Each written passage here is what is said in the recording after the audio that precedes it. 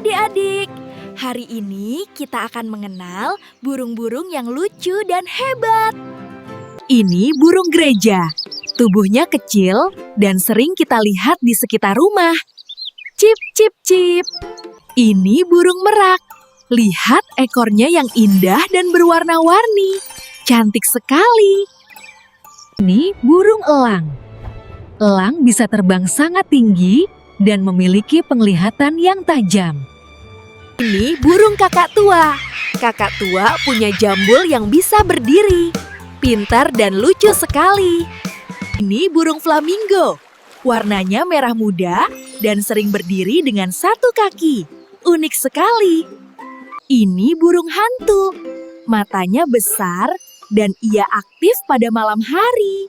Huhu. Ini elang Jawa. Burung gagah dari Indonesia yang terbang tinggi dan sangat kuat. Ini burung bangau. Kakinya panjang dan suka mencari makan di sawah atau air dangkal. Ini burung gagak. Warnanya hitam dan suaranya keras. Gagak adalah burung yang pintar. Ini burung angsa. Lehernya panjang dan ia berenang dengan anggun di danau. Ini burung nuri. Warnanya cerah dan indah. Nuri suka terbang dan bermain di hutan tropis. Terima kasih sudah belajar mengenal burung hari ini.